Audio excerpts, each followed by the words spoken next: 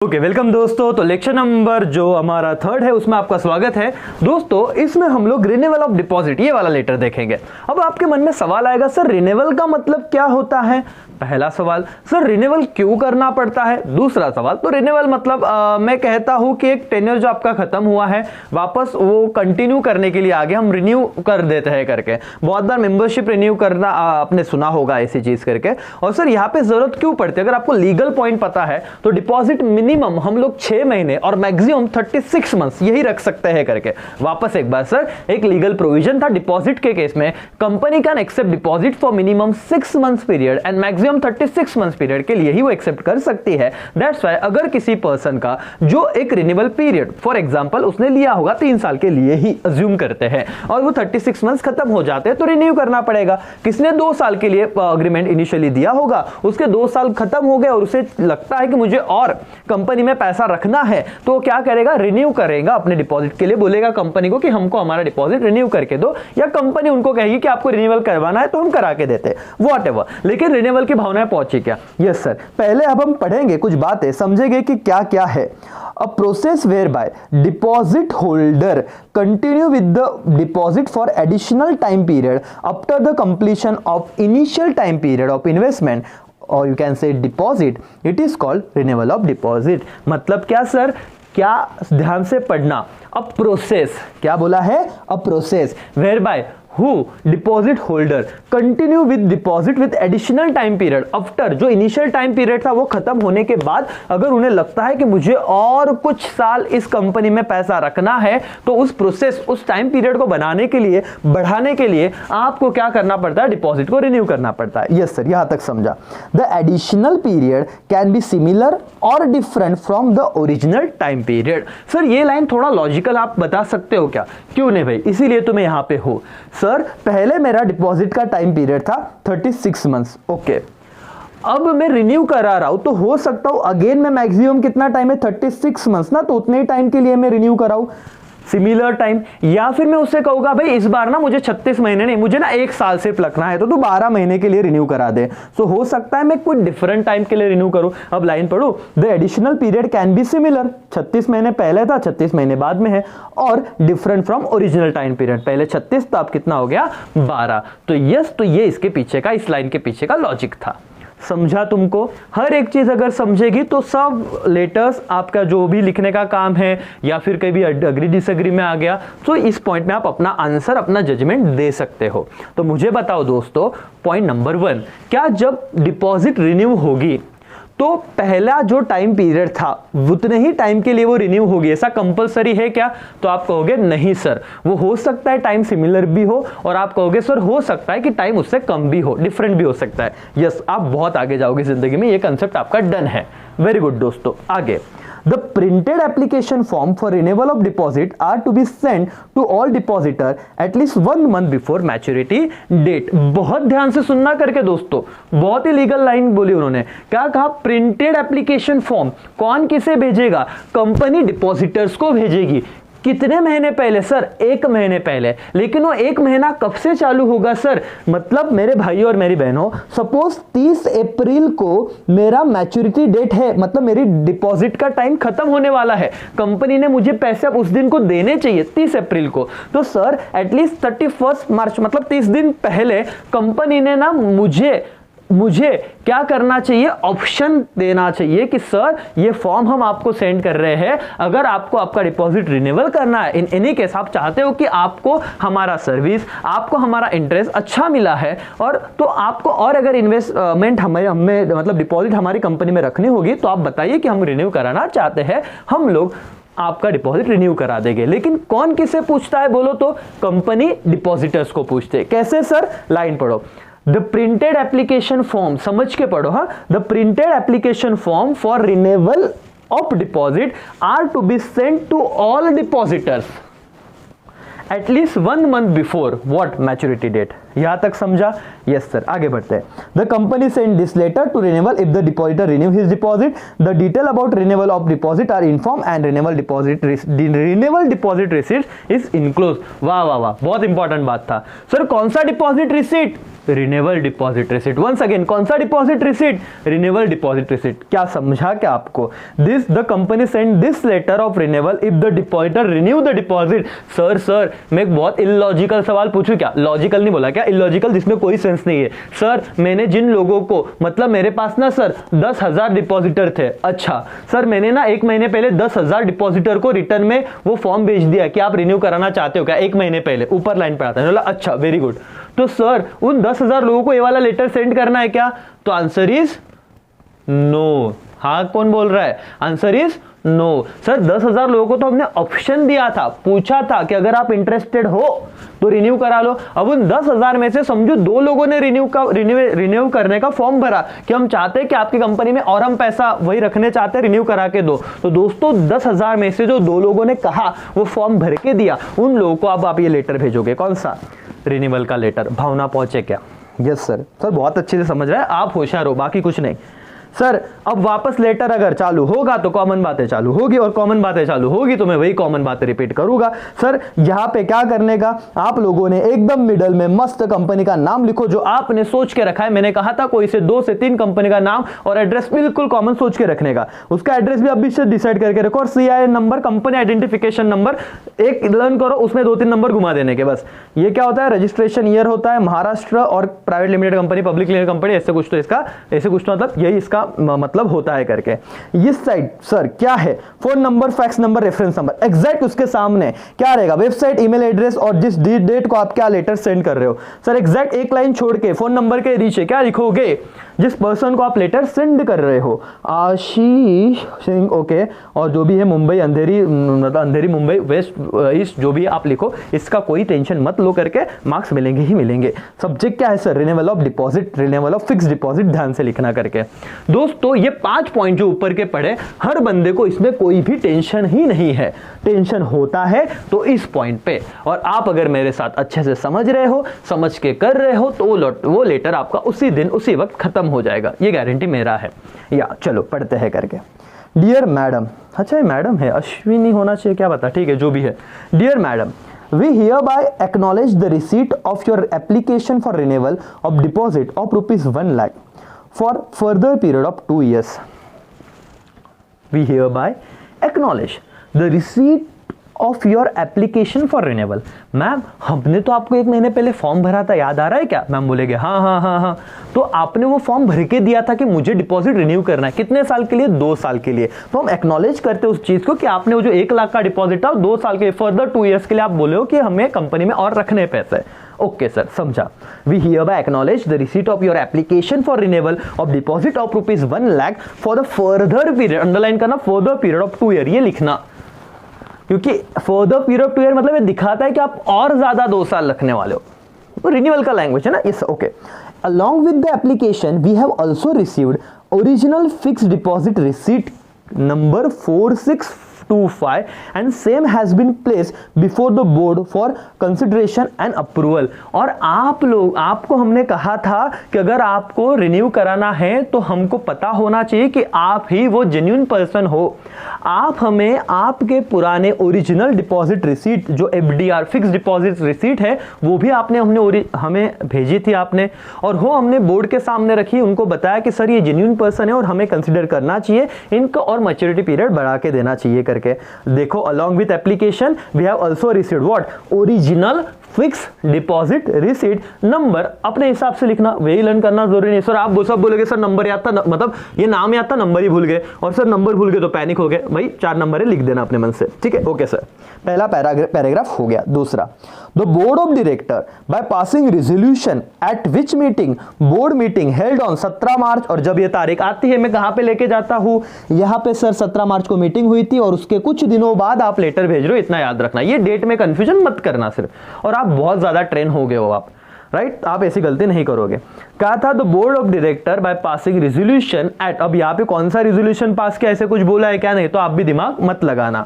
The board of director by passing resolution at the board meeting held on 17 March 2019 has decided to renew the deposit for the further period 2 year on the same terms and condition. Underline करना, on the same terms and condition, ये word आपके लिखने में आना चाहिए करके। आप दूसरे पॉइंट पे ये बता रहे हो कि डियर मैडम कि आपने जो एप्लीकेशन भेजा था उससे रिलेटेड एक बोर्ड मीटिंग हुई, राइट। डेट क्या था? 17 मार्च। सर यही याद रखे क्या? नहीं राजा, आप 15 मार्च लिखो चलेगा। आप ईयर सिर्फ ध्यान से 2019 दिया, नहीं तो आप कुछ 19 और 20 का वैसे कंफ्यूजन मत करना। ईयर याद रखना, सेम रखना। 20 है तो 2020 लिखना, तो 2020 ऐसे लिखो, राइट सर। ओके, और वहां पे ये अग्रीमेंट हुआ, मतलब यहाँ पे वो डिसाइड हुआ कि आपका जो डिपॉजिट है वो रिन्यू हम कर देंगे सेम टर्म्स एंड कंडीशन के साथ। Okay, deposit receipt number 5925 is enclose along with this letter. बहुत ही इंपॉर्टेंट बात है जिसमें मैं आपका ध्यान लेके जाना चाहूंगा। सर ओरिजिनल कितना नंबर था? 4625। अब इसको रिन्यू किया तो नंबर बदल जाएगा क्या सर? हाँ सर, 5925। सर ऐसे चलेगा क्या? हाँ समझ रहा है, ये कुछ बहुत ही बोलते ना कि एक ऑब्जर्वेशन की बात है जो मैंने आपको बताया। तो आप नया डिपॉजिट रिसीट देना क्योंकि रिन्यू करा ना आपने। Yes sir, thanking you, common बात, योर फेथफुली, कॉमा, यहाँ पे कॉमा लिखना है थैंकिंग यू के बाद।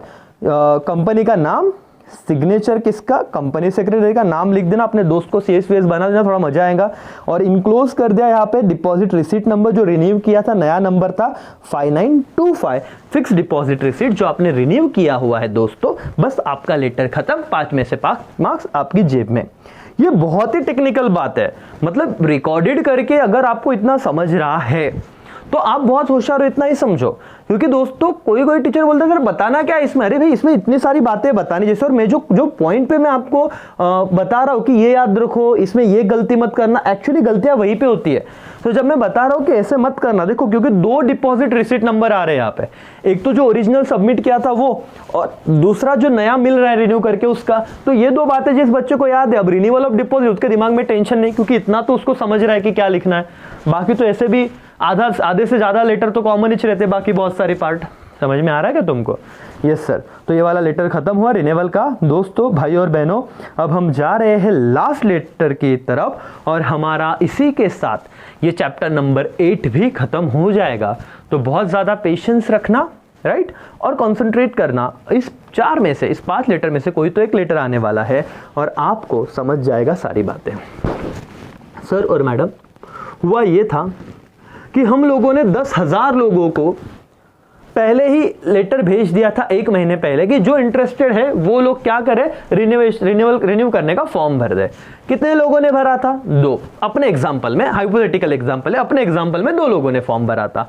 सर बचे हुए 9,998 लोग, 9998, इतने लोग जिनको क्या चाहिए, वो बोल रहे हमको रिन्यू कराने का नहीं है, हमको हमारा पैसा क्या करो, वापस दे दो। समझा क्या आपको? मैच्योरिटी डेट फॉर एग्जाम्पल, बहुत ही हाइपोथेटिकल एग्जाम्पल है, हम मानते हैं कि एक ही दिन पे सबका मैच्योरिटी आ गया, और उस केस में हमने बोला लोगों को कि तुमको रिन्यू कराना है क्या? कुछ लोग बोले, 2 लोग हाँ हमको कराना है, तो उनका रिन्यू करके हमने उनको लेटर भेज दिया। अब बाकी बचे हुए लोगों को क्या करना है? रीपेमेंट करना है, उनका पैसा वापस देना है। तो इस केस में उसे क्या कहेंगे? Repayment of deposit. कौन पैसा वापस कर रहा है? कंपनी वापस कर रही है। समझा सर? Yes sir. चलो आगे बढ़ते हैं। बहुत ही मजे आ रहे आपके, है ना? सिर्फ ध्यान रखना।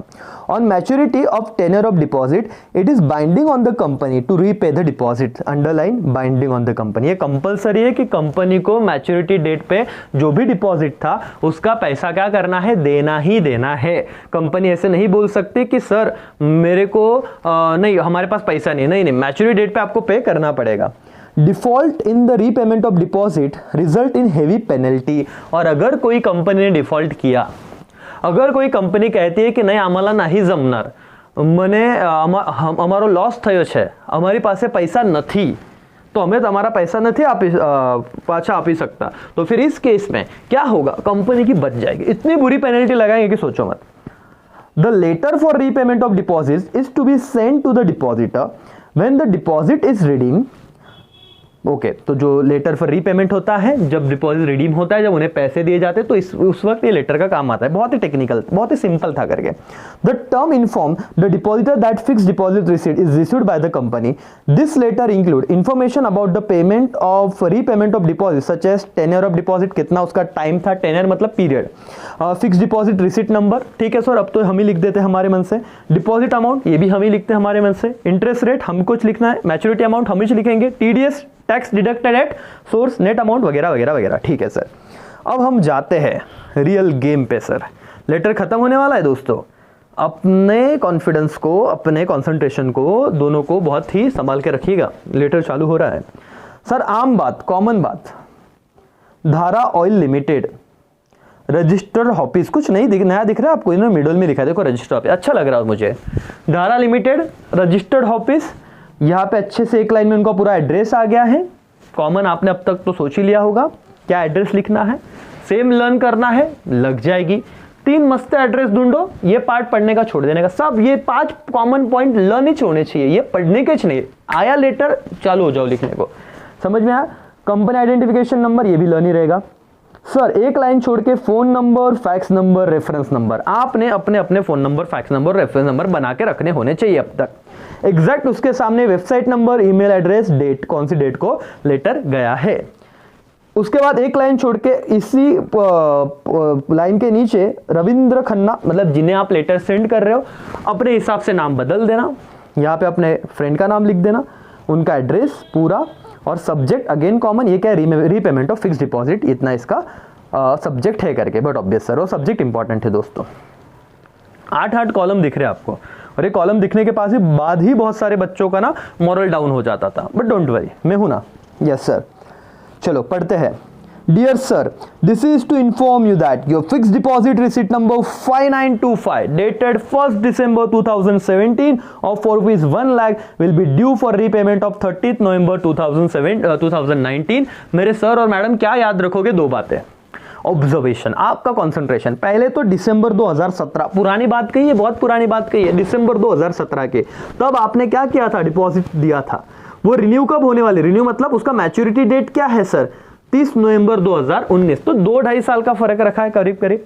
दिसंबर के बाद कहता है ना पूरा 2018 गया, और 2019 के नवंबर मंथ में, तो करीब करीब मैं कहूँ ना कि 23-24 महीने तो थे ही, 24 महीने करीब करीब, राइट। सो दोस्तों पहला लाइन आपको समझना चाहिए, पढ़ो। This is to inform you that your fix deposit receipt number, मन से लिख देना, 5925 दिया, आप 1 2 3 4 लिखो अपने मन से। कब लिया था आपने, डेटेड मतलब किस डेट पे आपने डिपॉजिट किया था, 1st December 2017। कितने लाख का था, 1 लाख का था। Will be due for repayment, कौन से डेट पे, 30 नवंबर। सर आप लेटर कब भेज रहे हो, लेटर कब भेज रहे हो, अरे सर 13 नवंबर को लेटर भेज रहे हो। समझ में आ रहा है क्या डेट का, जो मैं लिंक लगा देता हूँ, ये गलती ना करियो, समझ में आ रहा है क्या। हाँ, तो आप 30 नवंबर को आप ये कर रहे हो क्या, रिन्यू होने वाला है, और आप लेटर क्या भेज रहे हो, पहले 13 नवंबर को। ध्यान आया, समझा क्या तुमको, दिमाग लगाओ सर, हर केस में डेट बाद में होती थी, यहाँ पे हम 13 नवंबर को लेटर भेज रहे हैं सर, और बोल रहे हैं कि आपका पेमेंट कब होने वाला है, 30 नवंबर को। अब तक सर हमने ऐसे किया था कि इस डेट के बाद वाली डेट होती थी लेटर सेंड करने की, इस केस में क्या पहले डेट आ गई सर, क्या गलत हुआ है क्या, देखते हैं गलत हुआ है कि नहीं हुआ है, पढ़ के आपको समझेगा, और वही ध्यान आपको रखना है ध्यान से। We have received from you original DER number 5925 duly discharge along with your instruction for payment. आपसे हमने कुछ बातें रिसीव्ड की है, और आपसे इंस्ट्रक्शन भी हमको मिले कि कैसे हमें वो पेमेंट करना है। The board of director in the meeting held on 12th November 2019 pass resolution for redemption of deposit. मेरे भाइयों और मेरी बहनों, आपका जो कंफ्यूजन था डेट का, अब शायद कुछ हद तक वो दूर हो। बोर्ड मीटिंग कब हुई थी, 12 नवंबर को, और लेटर कब दे रहे हो, 13 नवंबर को, तो ये यहाँ पे लॉजिक जम गया। हाँ हाँ हाँ सर, बोर्ड मीटिंग के बाद हमने कुछ तो भेजा हुआ है, तो बोर्ड मीटिंग का डेट याद रखोगे आप।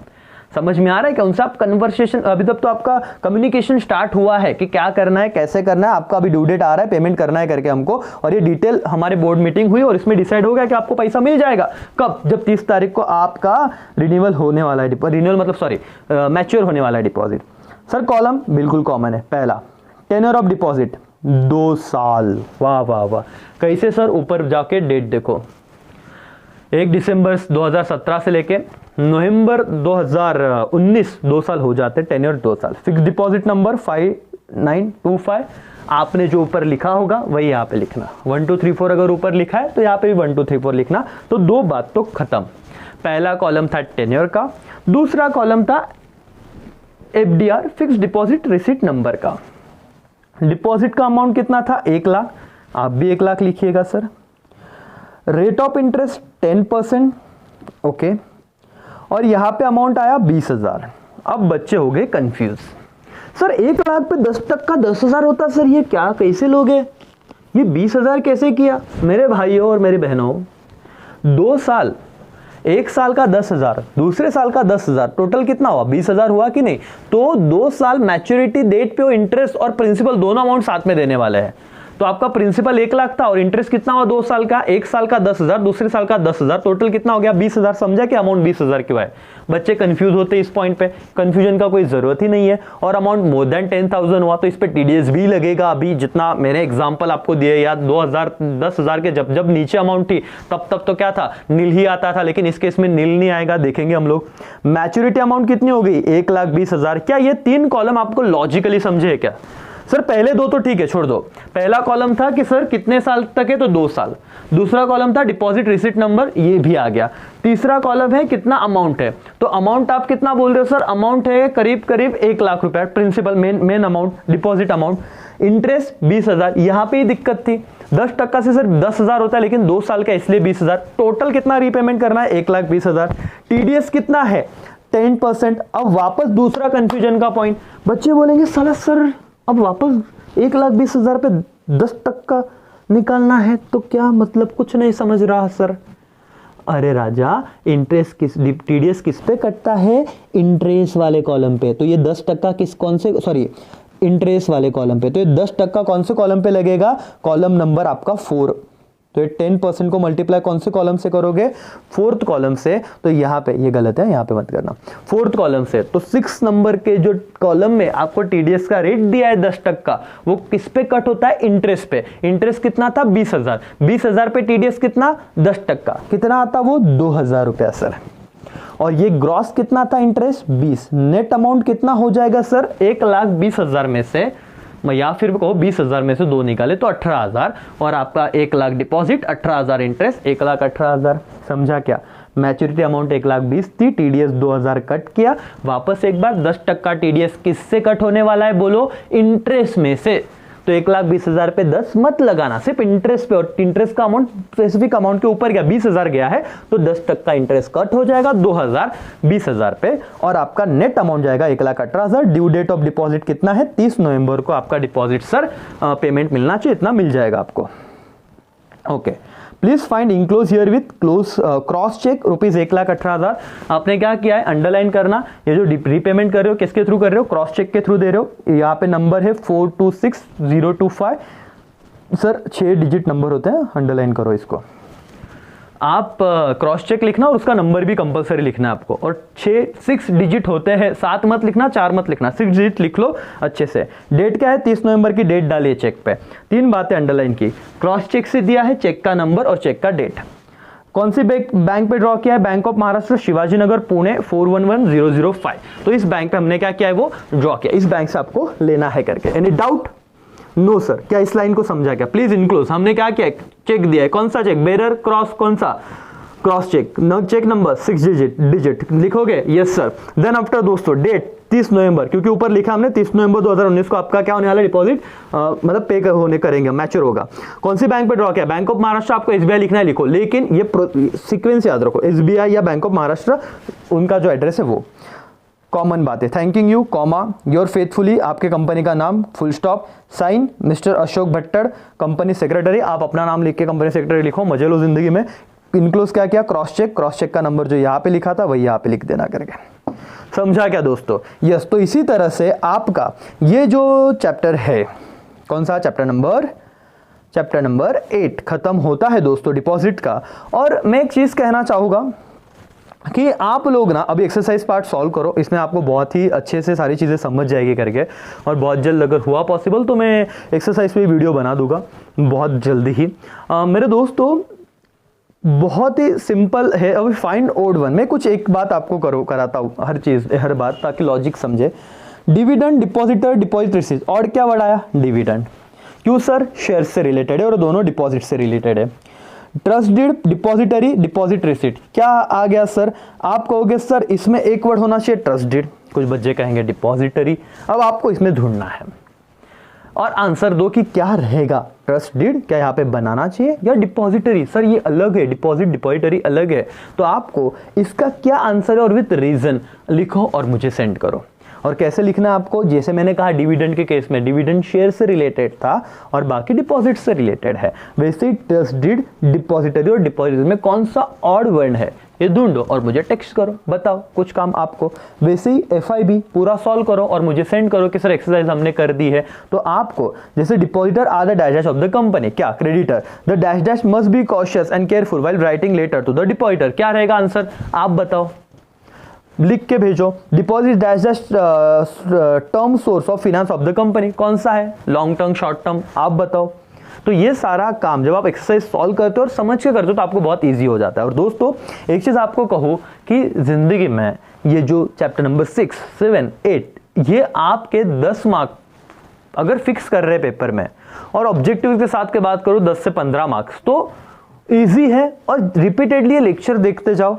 आप अगर भूल गए वापस, और मैंने बनाए भी ऐसे ये लेक्चर की 2-2 लेटर, एक लेटर ही रखा है, तो एक साथ आप 1.5-2 घंटा नहीं बैठ रहे हो, आराम से 10, 15, 20 मिनट में हो रहा है खत्म। तो ध्यान दो और सारी चीजें खत्म करो अपने हिसाब से, राइट, कोई टेंशन मत रखो। तो यहाँ पे मैं रुकता हूँ, मिलेंगे नए चैप्टर के साथ नए लेक्चर में, तब तक के लिए बाय बाय, टेक केयर, पढ़ते रहो, जय हिंद।